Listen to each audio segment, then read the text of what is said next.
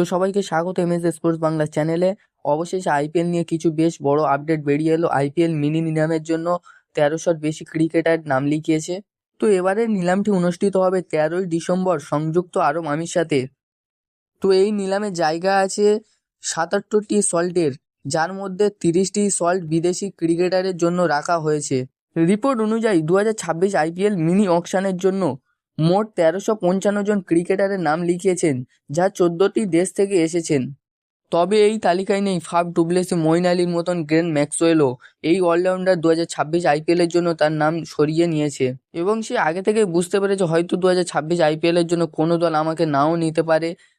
তবে এটা স্বাভাবিক, ডেভিড ওয়ার্নার, কেল উইলিয়ামসনের মতন অত বড় বড় প্লেয়ার যদি আনসোল্ড যেতে পারে আইপিএলের জন্য, তাহলে ম্যাক্সওয়েল, ফাফ ডুপ্লেসি এরা কোথায়? তবে হ্যাঁ, একজন কেকেআর ফ্যান হিসাবে রাসেল রিটায়ারমেন্ট নিয়েছে, একটু তো কষ্ট হবে। তবে রাসেল যে রয়্যালিটিটা দেখিয়েছে, সত্যি রাসেলের জন্য একটা সেলুট। তো এই তালিকায় 86 জন প্লেয়ারকে বেস্ট প্রাইজে রাখা হয়েছে 2 কোটি টাকা। এর মধ্যে 84 জন বিদেশি আর মাত্র 2 জন প্লেয়ার রয়েছে দেশি। তো দেশি প্লেয়ার হিসাবে আছে ভেঙ্কটেশ আইয়ার আর রবি বিষ্ণই। এরপরে বিদেশি প্লেয়ার হিসাবে যারা আছে তারা হলেন Smith, Matthew Short, Josh Inglis, Jonny Ben Stokes, Jamie Smith, Alzarri Joseph, Lungi এন্ড্রিস, অনিন্দ্র হাসারাঙ্গা। আইপিএল এর সময় বিয়ে হওয়ার কথা আছে জশ ইংলিশের। পুরো আইপিএল হয়তো জশ ইংলিশ থাকবে না, তারপরেও তার মূল্য 2 কোটি টাকা রেখেছে। তো এই 2 কোটি টাকার লিস্টে একমাত্র নাম আমার মনে হয় ঠিক আছে, সেটা হচ্ছে ক্যামেরন গ্রিন।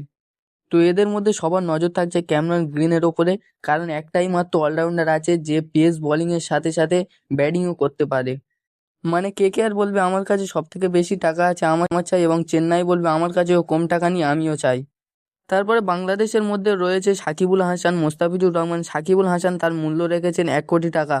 আর কিছু ভারতীয় ক্রিকেটার যাদের মূল্য প্রাইস কম আছে, কিন্তু তারপরেও 2026 আইপিএলের জন্য তারা একটা ভালো রকম টাকা পেতে পারে। প্রত্যেকটা দলের নজর তাদের উপরে থাকতে পারে, যেমন পৃথ্বী শাহ, সারফারাজ খান, রাহুল চার, কুলদীপ সেন, দীপক হুড্ডা, শিবম মাপি, রাহুল ত্রিপাঠী, বীরনদীপ সিং। ভারতীয় এইসব ক্রিকেটারের প্রতি দলগুলোর নজর থাকবে। তবে নিলামের মধ্যে কেকেআর আর চেন্নাইয়ের মধ্যে একটা লড়াই দেখা যাবে। আশা করছি সব দল নিলামের পরিকল্পনা শুরু করে দিয়েছে। এর মধ্যে কোন প্লেয়ারকে কেনার জন্য কত টাকা খরচ করতে হবে তা তো জানিয়ে দিয়েছে বিসিসিআই।